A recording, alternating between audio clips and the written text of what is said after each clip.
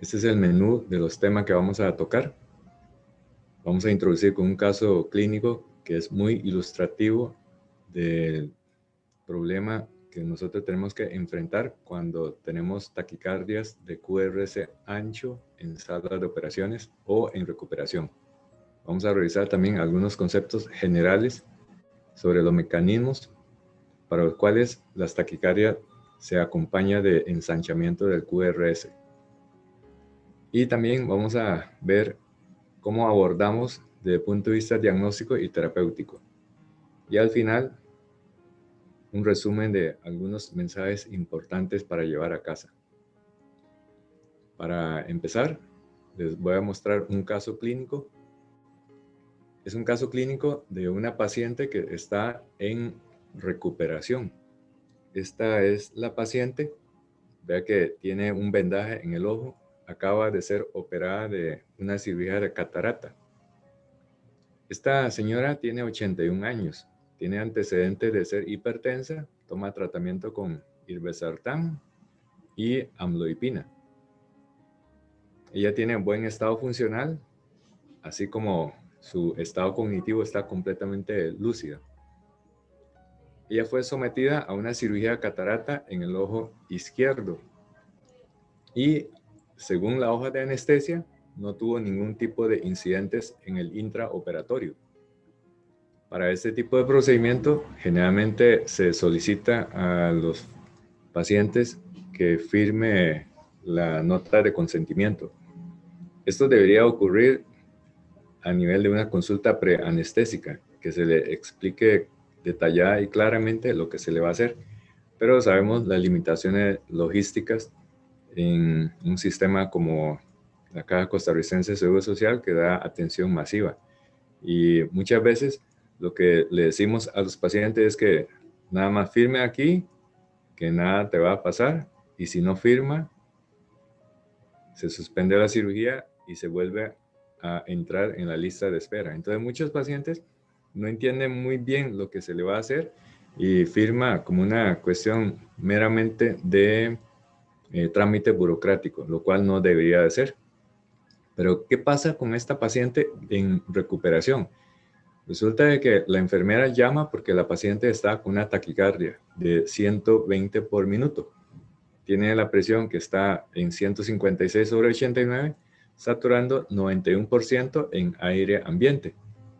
Pero esa taquicardia llama la atención de que tiene QRS ancho.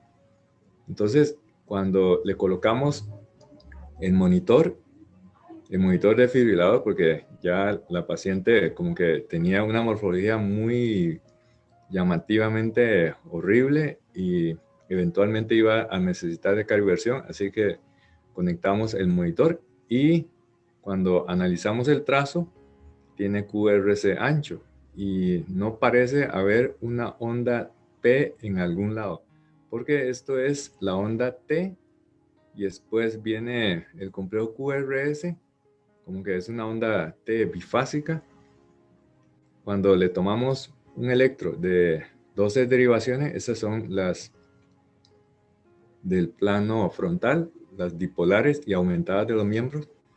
Tiene QRS que está ancho, pero no parece visibilizar una onda P. Tampoco en las derivaciones precordiales se puede observar una onda P. No se ve una onda P con nitidez. Los complejos QRS son anchos, bizarros en la repolarización. Entonces, la enfermera insistentemente pregunta, ¿y qué opina? ¿Qué es lo que tiene? Entonces, lo primero que uno tiene que hacer es catalogar si una arritmia, una taquiarritmia es ventricular o supraventricular.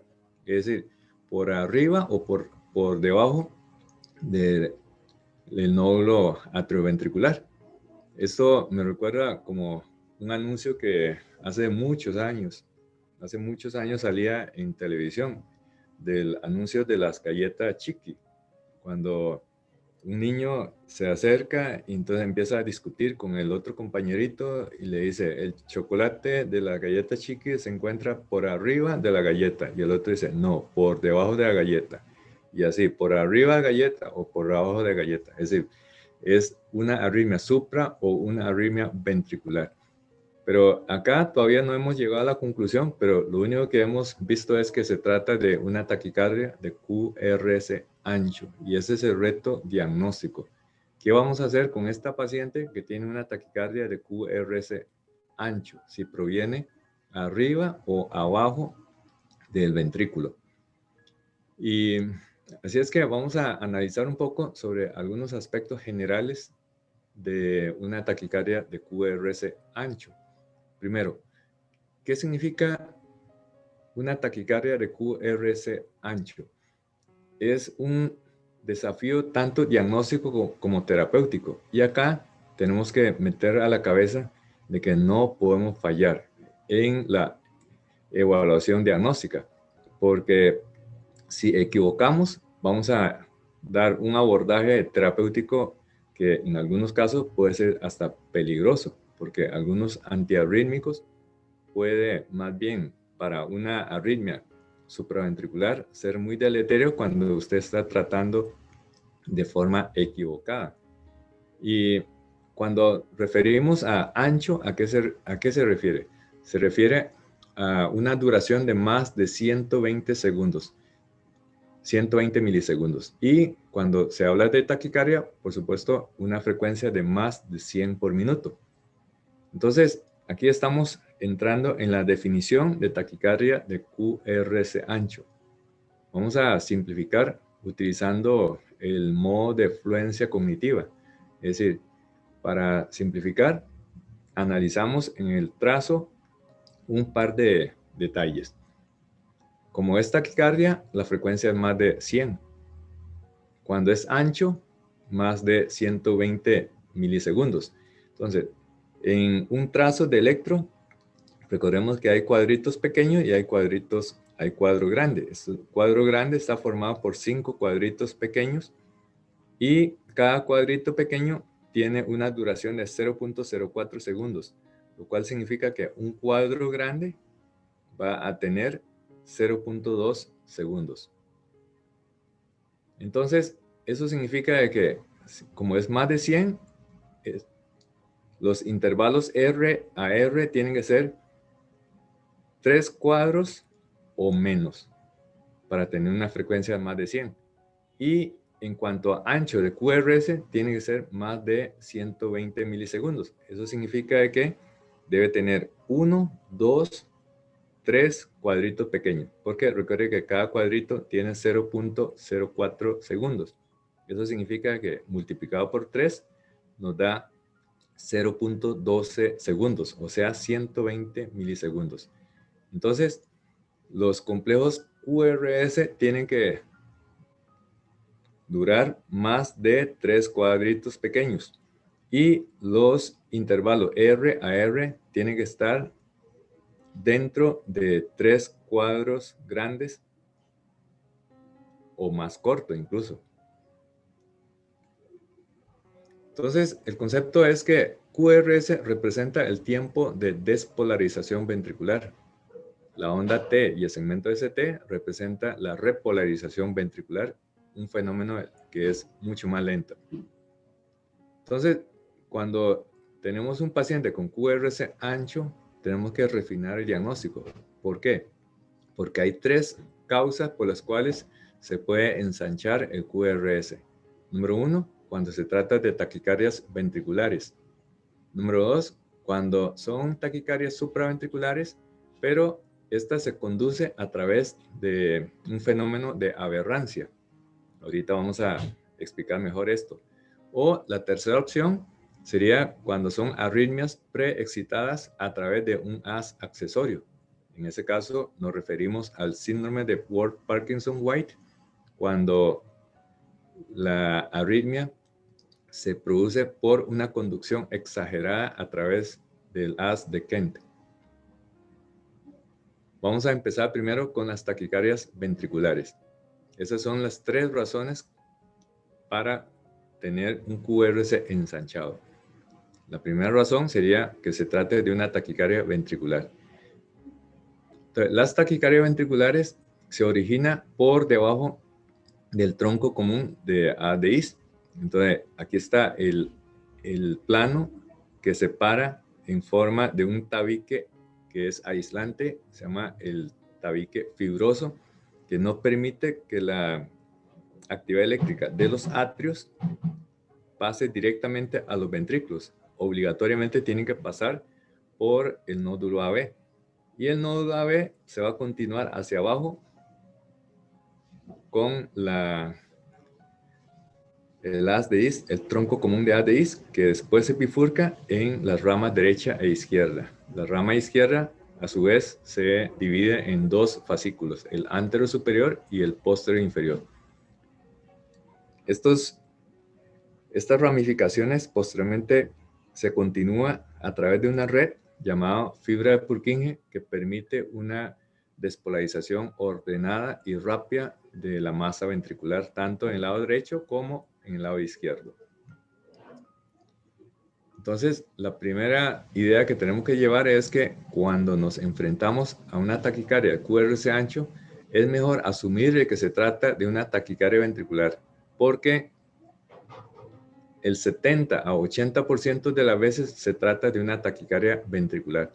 Es decir, si vamos a errar hacia el tratamiento de una taquicardia ventricular, que desde el punto de vista de probabilidad es mucho más común en comparación con la supraventricular con aberrancia o la supraventricular que se conduce a través de un haz de Kent, es decir, el síndrome de Ward-Parkinson-White. La segunda razón por la cual QRS está ensanchado es porque se trata de una taquicardia supraventricular que se está conduciendo a través de un fenómeno de aberrancia. ¿Y qué es eso de aberrancia? Aberrancia se da cuando la conducción intraventricular está enlentecida. Y esto puede darse ya sea porque existe un bloqueo de rama preexistente, por ejemplo, un bloqueo de rama izquierda o un bloqueo de rama derecha de ADIs, o cuando de base no tiene bloqueo, pero cuando la frecuencia cardíaca es muy alta, se produce un bloqueo que es funcional. Esto se le conoce como bloqueo frecuencia dependiente. Y el ejemplo clásico ilustrativo es el fenómeno de Ashman, que se presenta en la fibrilación atrial de alta respuesta ventricular. Esta aberrancia funcional es mucho más común para la rama derecha en comparación con la rama izquierda, debido a que la refractariedad de la rama derecha es un poco mayor en comparación con la rama izquierda. Entonces, el mensaje que tenemos que llevar hasta el momento es que cuando hay aberrancia, el QRS es ancho, pero resulta de que no es tan ancho como en una taquicardia ventricular. En una taquicardia ventricular, el complejo QRS es mucho más ancho en comparación con el QRS que se forma cuando hay un fenómeno de aberrancia. Es decir, entre más ancho sea el complejo QRS, mayor va a ser la probabilidad de que estamos enfrente de una taquicardia ventricular. La tercera razón por la cual hay ensanchamiento QRS es que la taquiarritmia se está conduciendo a través de un haz accesorio, en ese caso el haz de Kent, de un síndrome de Ward-Parkinson-White. Ahora, ¿por qué el haz accesorio puede contribuir a una taquicardia? Primero, porque puede conducir sin mayor freno, como sí ocurriría cuando la arritmia supraventricular tiene que pasar por el nódulo AB. El nódulo AB produce un retardo y un freno para evitar que, por ejemplo, una fibrilación atrial se degenere en una taquicardia o una fibrilación ventricular, por precisamente este control que sería como la casetilla de peaje para que los carros se detengan y después de esta casetilla entonces sigue la carretera de alta velocidad, que sería el sistema His-Purkinje. Pero en el caso de un accesorio, como es un puente muscular, no hay ese retardo y se conduce a una altísima velocidad. Eso significa que una fibrilación atrial puede generar una taquicardia de QRS ancho porque se está activando a través del haz accesorio.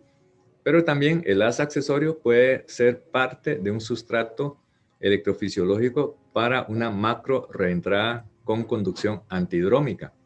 Vamos a ilustrar cada uno de estos dos conceptos con ejemplo. Acá estamos viendo una taquicardia, vea que es una taquicardia de QRS ancho. Pero después de la reversión, se comparó con el electro de base y aquí nos damos cuenta de que escondido detrás de esta taquicardia, lo que hay es un síndrome de Wolff-Parkinson-White. Entonces, la arritmia que se ve acá es una arritmia irregularmente irregular. Es decir, se trata de una fibrilación atrial que, como se está conduciendo a través del haz de Kent, se produce una taquicardia de QRS ancho, que es además irregularmente irregular. Después de la cardioversión, se pudo comprobar de que el paciente lo que tiene es un Wolff-Parkinson-White. Pero también se puede encontrar una taquicardia de QRS ancho regular en un paciente con síndrome de Wolff-Parkinson-White, dependiendo de la dirección de la conducción. Acá la conducción es ortodrómica, es decir, baja por la dirección normal del sistema de conducción, es desde el nódulo AB hacia el sistema His-Purkinje, y en su vuelta completa un giro que asciende nuevamente y completa un circuito de macro reentrada a través del haz de Kent. Pero acá, como la activación del ventrículo se está haciendo por el sistema His-Purkinje, entonces la taquicardia es de QRS angosto y se puede observar una onda P retrógrada cuando se está activando los atrios de abajo hacia arriba. Por el otro lado, cuando hay una macro reentrada, pero de conducción antidrómica significa de que el impulso baja por la fibra de Kent y luego asciende del sistema His-Purkinje hacia arriba, hacia el nódulo AB. Esto va a excitar el atrio y después continúa el giro y esto va a provocar un QRS que es ancho. ¿Por qué? Porque el ventrículo se está activando de forma precoz a través de este haz accesorio, pero como este haz accesorio está provocando la despolarización de este pedazo de ventrículo, pero que no viaja por el sistema His-Purkinje, entonces es una conducción intraventricular lenta y esta es la explicación por la cual el QRS está ensanchado. Bueno, ¿cómo vamos a hacer un diagnóstico fino para catalogar si es una supraventricular con aberrancia o un Kent versus una taquicardia ventricular? Vamos a ver. Globalmente decimos de que el paciente lo que tiene es una taquicardia de QRS ancho. Entonces, tenemos que hacer la separación. ¿Qué es lo que tiene en sí? ¿Una taquicardia ventricular o una taquicardia supraventricular con aberrancia o cuando está conduciendo a través de un haz accesorio? Para ello, tenemos que formular un diagnóstico basándonos en la interpretación correcta de los hallazgos electrocardiográficos y también contextualizar la clínica del paciente y la situación hemodinámica del paciente. ¿Por qué? Porque de esta manera podemos hacer un diagnóstico diferencial, separar lo que es de origen ventricular de una taquiarritmia de origen supraventricular. Lo primero que tenemos que hacer es una buena historia clínica, examen físico, revisando los antecedentes. Y un antecedente muy importante es si existe o no documentaba una cardiopatía estructural de fondo, porque a mayor probabilidad, a mayor daño miocárdico de base, mayor va a ser la probabilidad de que esa taquicardia sea de origen ventricular. Obviamente, si ya se tiene documentado la presencia de un Wolff Parkinson White, eso nos da pie para pensar que quizás se trata de una taquicardia supraventricular con conducción aberrante.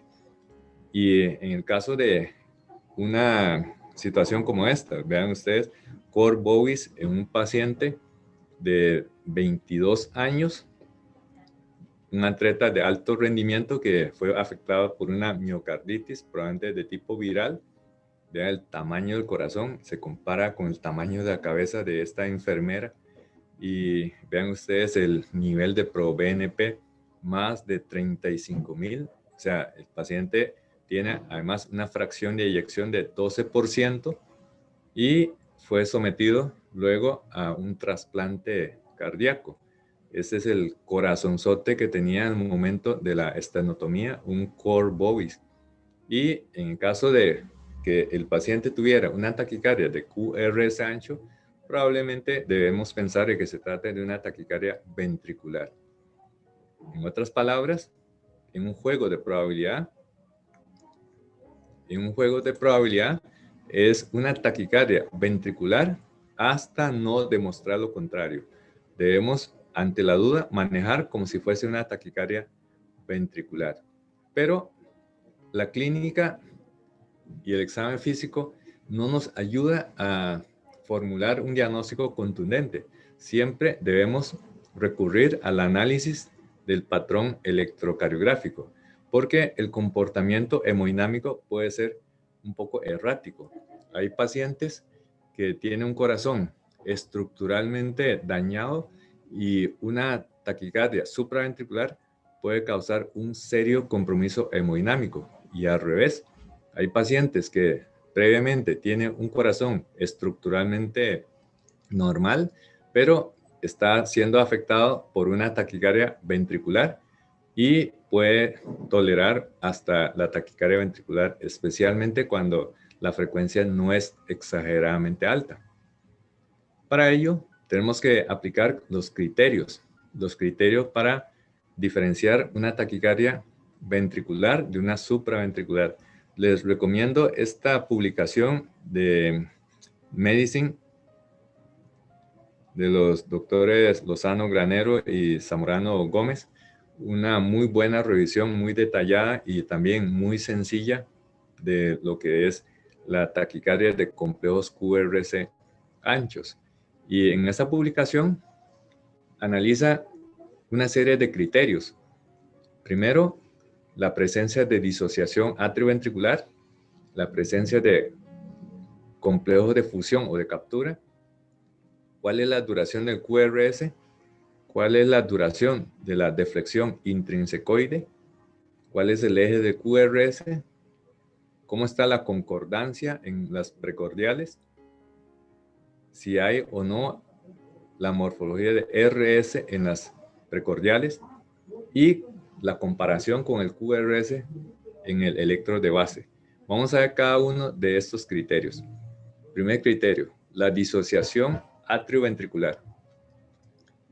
La disociación atrioventricular implica la identificación de ondas P que sobra o falta, más bien hay menos ondas P en comparación con los complejos QRS. Acá en este trazo se puede observar cómo hay esporádicamente unas ondas P. Estas ondas P son ondas P retrógradas o algunas ondas P que aparecieron pero que fueron bloqueadas. Entonces, cuando hay una disociación atrioventricular, favorece el diagnóstico de una taquicardia ventricular. Para explicar mejor este concepto, mediante el modo de fluencia cognitiva, la disociación atrioventricular significa de que hay ondas P sueltas que no se tradujo en la activación de los ventrículos y esto va a favor de que hay una taquicardia ventricular. De hecho, la presencia de la disociación AB confirma el diagnóstico de taquicardia ventricular con un valor predictivo positivo del 100%. O sea, si vemos disociación AB, estamos completamente seguros de que se trata de una taquicardia ventricular. Pero el valor predictivo negativo es bastante pobre, vea que ronda entre un 25 a un 30%. Es decir, cuando no hay disociación AB, no descarta el diagnóstico. El segundo criterio, que es muy importante, es la presencia de complejos de fusión o de captura. ¿Qué significa complejo de fusión? Complejo de fusión significa que ocasionalmente, durante una taquicardia ventricular, hay la posibilidad de que un impulso originado a nivel supraventricular sea conducido a través del sistema de nódulo AB y el sistema de His-Purkinje, llegando al miocardio ventricular antes de que éste haya sido completamente despolarizado por el impulso con origen ventricular. ¿Esto qué significa? Para simplificar, el complejo de fusión resulta entonces de que hay una activación de ventrículo por un complejo, por una señal eléctrica que viene desde arriba, cruzando el nódulo AB y llegando a bajar por el sistema His-Purkinje. Pero también una buena parte de la masa ventricular está siendo activado por el foco automático. Esto significa entonces de que al final, cuando sumamos, tenemos un complejo QRS que tiene duración y morfología intermedias entre el latido con origen ventricular y el supraventricular. Y a esto se le conoce como complejo de fusión.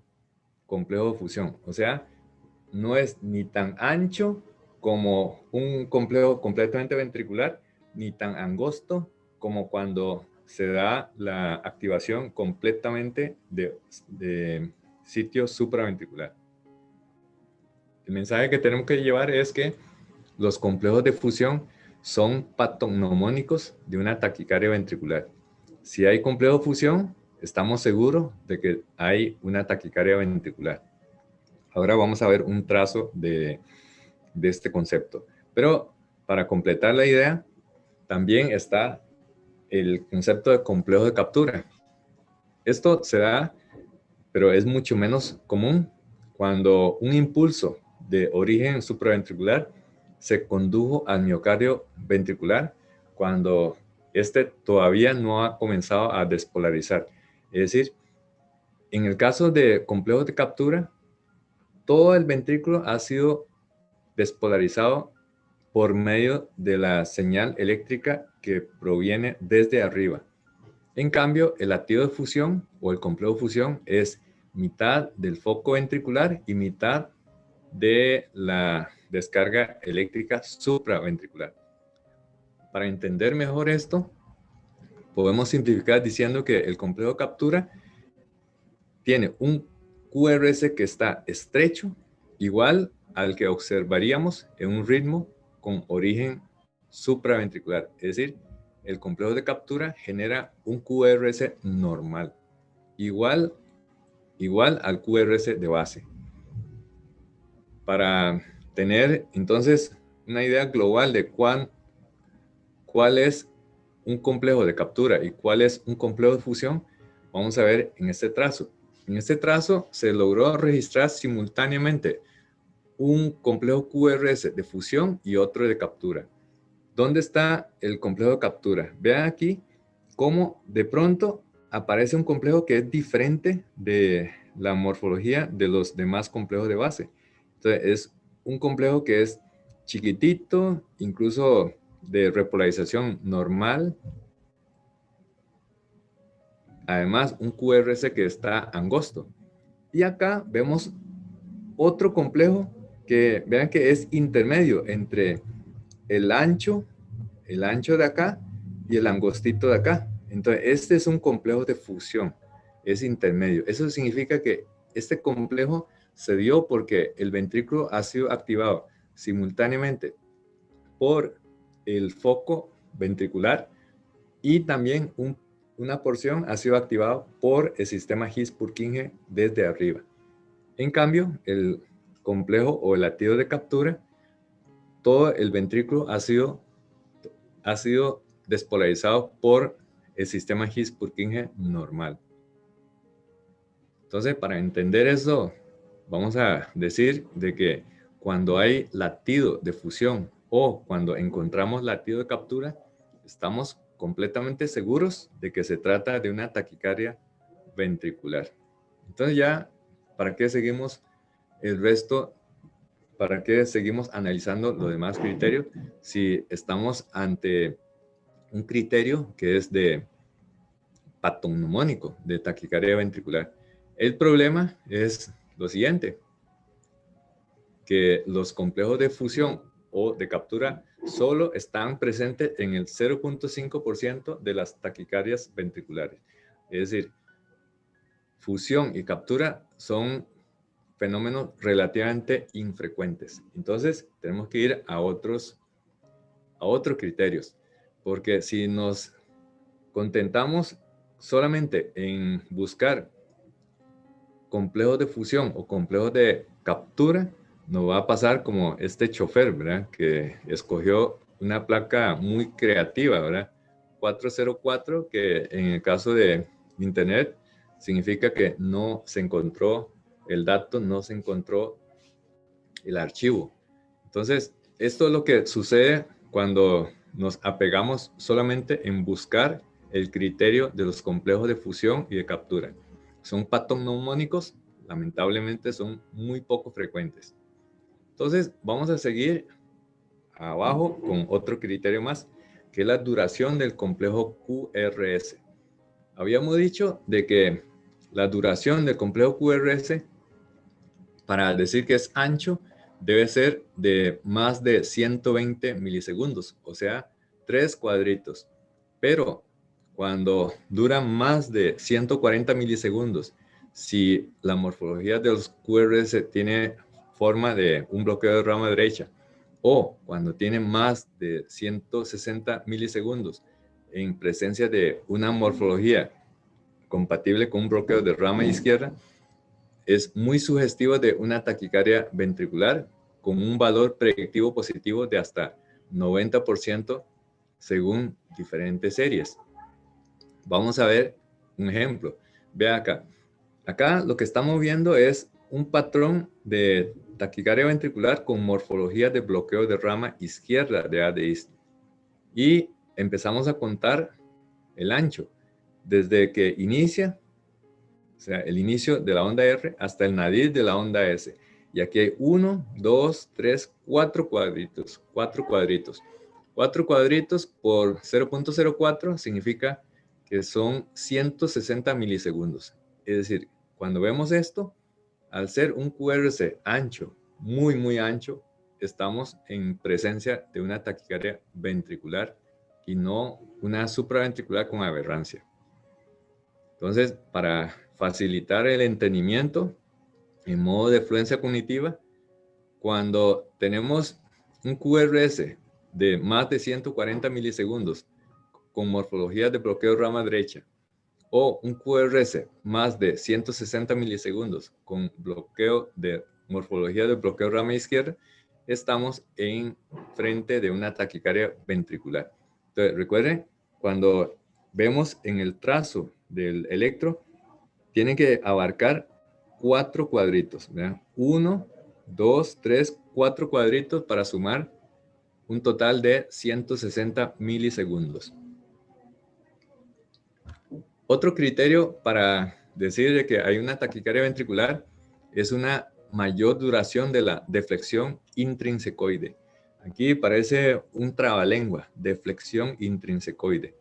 Pero vamos a simplificar diciendo que la deflexión intrinsecoide es el tiempo de activación ventricular que inicia desde el inicio del QRS hasta el vértice de la onda R, o cuando la onda R cambia de polaridad. En inglés esto se llama el tiempo de pico de la onda R o el RWPT. tiempo para el pico de la onda R. Simplificando y esquemáticamente, si aquí vemos el complejo QRS, entonces este valor de RWPT, o sea, duración de deflexión intrínsecoide, va de la siguiente manera. Empezando con el complejo QRS que está acá y termina en el pico de la onda R. Entonces, este periodo se llama la deflexión intrínsecoide.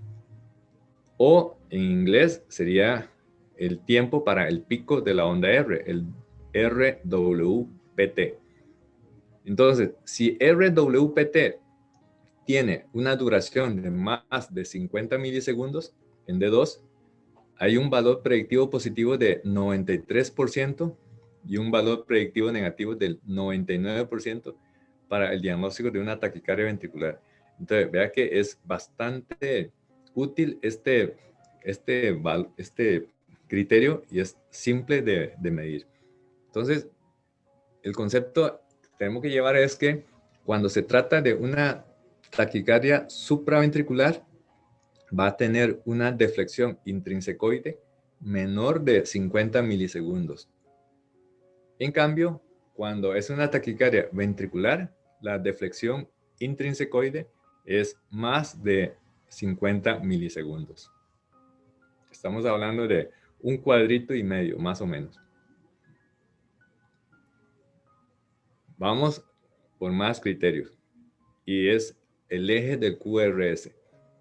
El eje QRS, en condiciones normales, cuando hay una taquicardia supraventricular, aún cuando hay aberrancia, el eje QRS se desvía relativamente poco. Pero cuando hay una desviación extrema del QRS en el plano frontal, eso va más acorde a una taquicardia ventricular.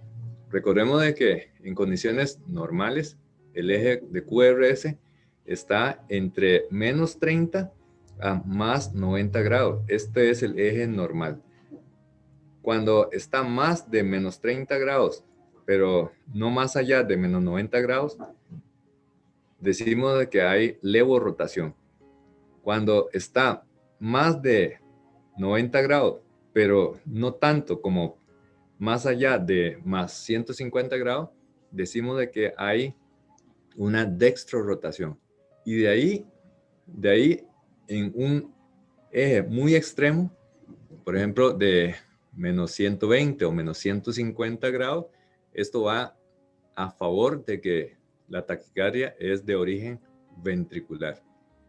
Y algo muy llamativo también es cuando se trata de una taquicardia en donde el eje cambia rápidamente y se refiere a este trazo.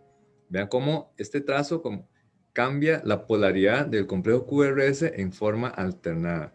Y esto es lo que se le conoce como la taquicardia ventricular helicoidal, como que gira alrededor de una especie de helicoide o de hélice. También se le conoce como taquicardia ventricular polimórfica, o también se le conoce como taquicardia de las puntas torcidas.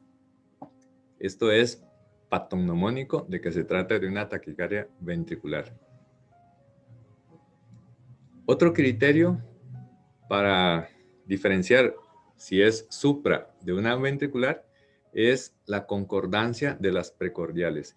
Esto es un poquito más difícil de entender, pero la concordancia se refiere a la presencia de complejos QRS que tienen la misma polaridad en todas las derivaciones precordiales. Esto va a favor de una taquicardia ventricular. De hecho, un 12% de las taquicardias ventriculares van a tener concordancia negativa, es decir, QRS negativos en todas las precordiales, cuando la morfología es de un bloqueo de rama izquierda. Y un 18% tienen concordancia positiva, es decir, los complejos QRS son positivos en todas las precordiales cuando hay morfologías de bloqueo de rama derecha de as de is.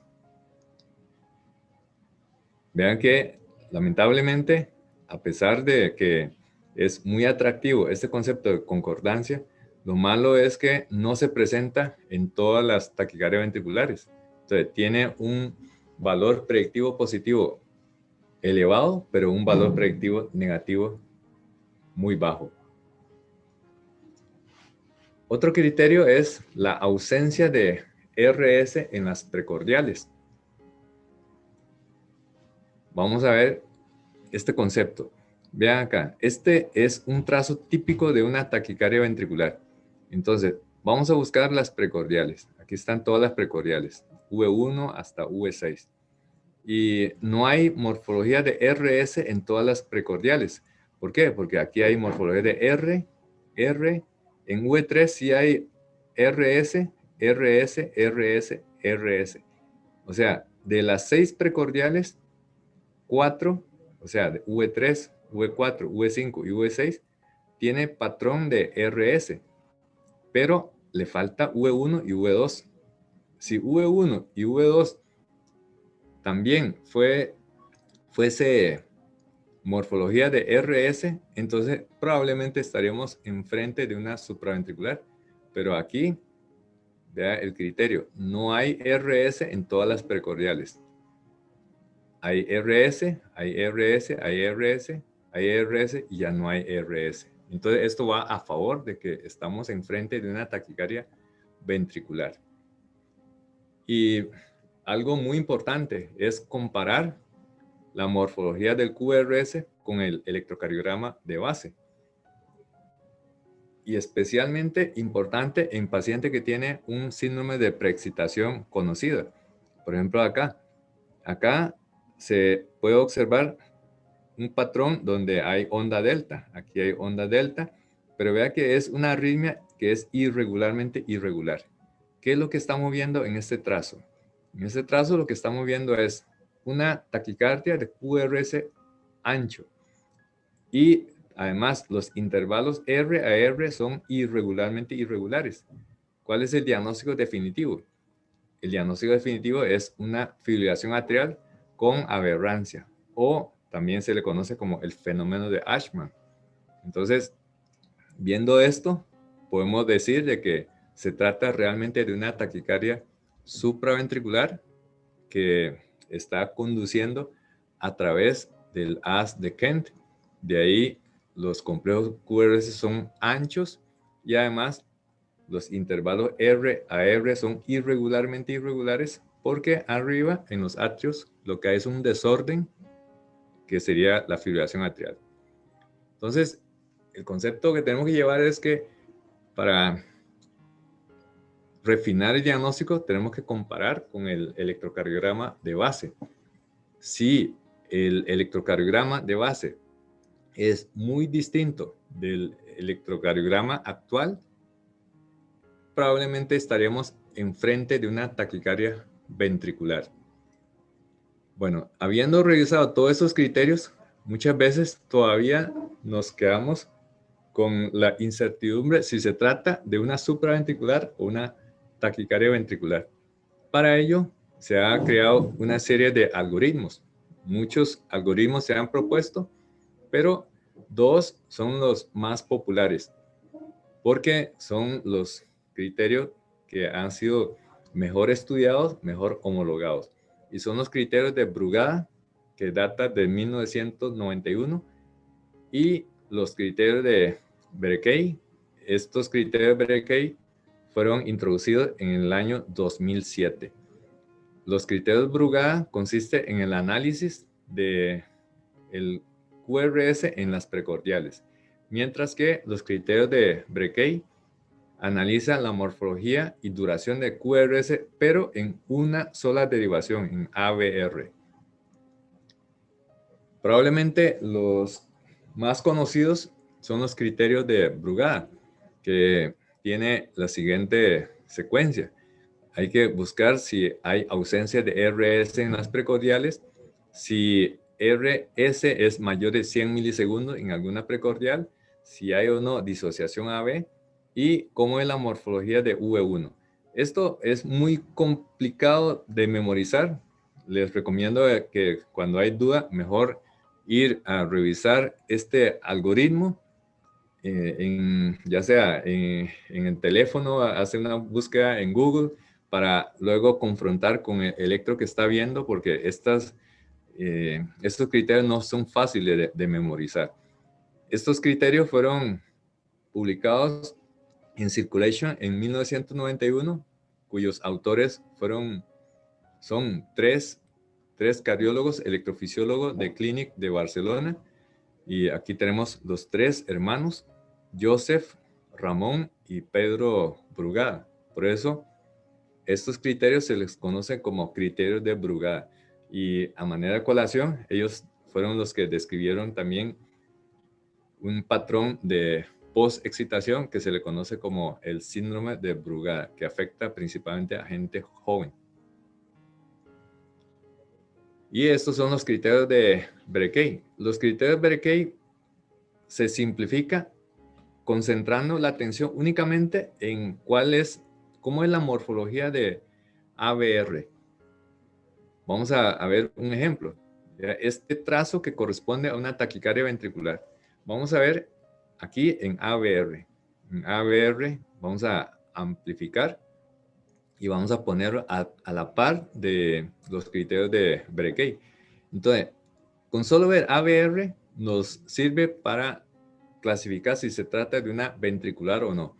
Y la primera pregunta es, ¿hay onda R inicial en ABR? Y sí, hay una onda R inicial, ya está. La respuesta es sí, y lo que estamos viendo es una taquicardia ventricular simple. De hecho, los criterios de Brekay tiene un valor predictivo semejante a los criterios de Brugada y solamente se necesita analizar una sola derivación en ABR. Ahora, ¿cómo vamos a manejar estos pacientes? Hay que tener en consideración su condición hemodinámica, porque dependiendo de la estabilidad hemodinámica, tenemos que tomar la decisión de cardioversión eléctrica o cardioversión farmacológica. Y una vez obtenido la cardioversión, también hay que pensar a largo plazo qué es lo que vamos a hacer. Si hay que colocarle o no un dispositivo desfibrilador, un cardiodefibrilador, o darle a un paciente fármaco antiarrítmico como terapia adyuvante. Para tomar la decisión rápidamente, tenemos que preguntar, ¿será o no, o estamos viendo o no una arritmia que es o no sostenida? Entonces, cuando dura más de 30 segundos, decimos que es una taquicardia sostenida. Cuando dura menos de 30 segundos, decimos que es una taquicardia no sostenida. El ejemplo típico de una taquicardia no sostenida es lo que muchas veces nosotros hacemos, y de hecho, de forma amarillista, nosotros valoramos si la guía se direccionó hacia el corazón o no, lo cual es medio poco recomendable, aunque todos lo hacemos, ¿verdad? Es empujar la guía para estimular el endocardio del ventrículo derecho, y acá estamos viendo una salva de taquicardia ventricular no sostenida provocada por la vía central. Observe que como la vía central está estimulando el ventrículo derecho, entonces la morfología del QRS resultante es el patrón de un bloqueo de rama izquierda de ADIs. De hecho, esa es la regla de Lewis. Cuando el foco se encuentra en el ventrículo derecho, la morfología tiende a parecer más bien a un bloqueo de rama izquierda de ADIs y viceversa. Bueno, también nosotros intencionalmente provocamos salva de taquicardia ventricular. Esto se da, por ejemplo, en la implantación de la válvula aórtica percutánea. Es la técnica de TAVI. En algún momento, el cardiólogo hemodinamista va a tener que dilatar la válvula estenótica, primero. Y segundo, dilatar para que la válvula se ancle en el anillo. Entonces, durante esos periodos se recomienda de que el ventrículo esté en una especie de casi cuasiparo cardíaco para evitar de que la contracción genere una presión alta y desalojar la válvula, evitando que migre la válvula. Entonces, ¿qué hacemos? Le colocamos un marcapaso temporal es un marcapaso transvenoso. Y cuando el cardiólogo va a inflar el balón de valvuloplastía, nosotros activamos, vean acá, se dejó para electroestimulación a una frecuencia que puede llegar hasta 180 o más. Acá estamos induciendo una taquicardia ventricular desde el ventrículo derecho. Observen que con esto se genera una morfología de un bloqueo de rama izquierda de ADI. Y vean ustedes la frecuencia. Muchas veces nosotros estimulamos en más de 160 por minuto y durante esta fase de taquicardia ventricular inducido por el marcapaso, vea cómo la onda de pulsioximetría se aplana, la presión cae abruptamente y a veces a presiones por debajo de 30 milímetros mercurio. O sea, literalmente estamos provocando un paro cardíaco, un paro circulatorio que es transitorio. Cuando apagamos el marcapaso, el corazón retornará a su ritmo normal. Y masaje del seno carotidio sería recomendable, pues no, ¿verdad? No, porque muchos de esos pacientes pueden tener ya un soplo carotidio o una enfermedad carotidia, entonces no tenemos que jugar ese chance de hacer masaje de seno carotidio. Y también desmitificar algunos conceptos, sobre todo el concepto de que cuando el paciente está hemodinámicamente estable, probablemente se trata de una taquicardia supraventricular con aberrancia. Cuando está inestable, quizás estamos enfrente de una taquicardia ventricular. Eso no siempre es cierto. Esto puede intercambiar. Así es que lo más conveniente es analizar bien el patrón electrocardiográfico. Y también la aparición de la amiodarona nos hizo malacostumbrar a hacer el ejercicio de clasificar bien las arritmias, porque muchas veces se pierde el interés de hacer una clasificación fina, porque igual le va a meter amiodarona y si es supraventricular, le va a ayudar a cardiovertir. Si es ventricular, también le va a ayudar a cardiovertir. Y esto no debería de ser. Aunque vayamos a utilizar amiodarona, debemos hacer el ejercicio de clasificar bien el tipo de arritmia. Y cuando hay inestabilidad hemodinámica, esto se define por hipotensión, angor, falla cardíaca, o cuando hay hipoperfusión cerebral, el paciente se vuelve combativo, el paciente se pone agresivo. Entonces, se debe de aplicar inmediatamente la terapia eléctrica. Como acá, en este caso, imagínense una taquicardia ventricular como vea, la presión se vino a suelo, 65/43. La onda de pulsioximetría empezará pronto a aplanar. Entonces no hay que perder tiempo. Lo que hay que hacer es realizar una cardioversión eléctrica inmediatamente. Y a largo plazo, si se localiza la causa como un haz accesorio, entonces lo que se debe de hacer es enviar el paciente para estudio electrofisiológico para que el electrofisiólogo le haga una ablación del haz accesorio y con eso se cura de esas taquicardias. Para terminar, algunos mensajes para llevar a casa. El mensaje quizá más importante es que si después de darle vuelta con todos los criterios y con los algoritmos de Brugada y Brekay y usted se queda patinando, no sabe si se trata de una ventricular o una supraventricular, en caso de duda, mejor enfoque esa arritmia como una taquicardia ventricular. Esa es la mejor recomendación. Y bueno, se nos había olvidado un detallito. Y el detalle es qué le pasó a esa paciente de la cirugía catarata. Ahí tenemos la paciente que está con esa taquicardia de QRS ancho. De hecho, ya teníamos todo listo para realizarle una cardioversión eléctrica porque fue una taquicardia de novo. Pero cuando ya teníamos todo monitorizado, la frecuencia cardíaca bajó un poquitito y aparece unos piquitos acá que podría como hacernos pensar en que se trata de ondas P y será ondas P.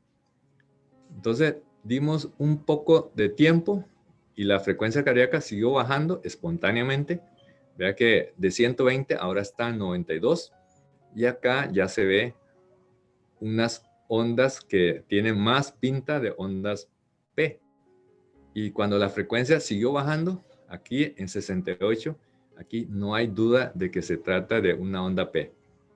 Esto significa que en todo momento lo que nosotros estábamos viendo era una taquicardia sinusal con un bloqueo de rama izquierda de base, y esto explicó el QRC ancho. Y la taquicardia lo que hizo fue adelantar la onda T y se encaramó encima de la onda P. Es decir, era una simple taquicardia sinusal. ¿Y cómo le fue con esta paciente? Al final no le hicimos nada, solo darle tiempo. La taquicardia sinusal se corrigió y la paciente se estabilizó completamente. No hubo necesidad de ninguna intervención farmacológica. Creo que a partir de la revisión de este caso, ojalá que les provoque en cada uno de ustedes un fenómeno que se llama la pareidolia, que se debe a una parte de nuestro lóbulo temporal que nos hace buscar siempre caritas, rostros en objetos inanimados. Por ejemplo, un enchufe, ¿verdad? Un enchufe como esto nos evoca de que hay una cara. Y así muchas cosas de la vida cotidiana que no tienen sentido, pero cuando nosotros lo vemos, se nos evoca de que hay una cara, un rostro.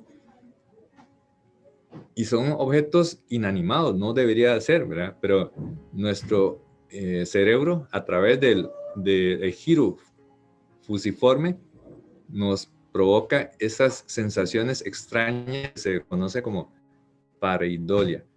Y ojalá que ahora que ya revisamos este tema de taquicardia ventricular, se nos quede grabado el concepto de pareidolia y nos acostumbremos insistentemente a estar buscando las taquicardias QRS anchos y hacer el ejercicio de clasificar apropiadamente si se trata de origen ventricular o supraventricular.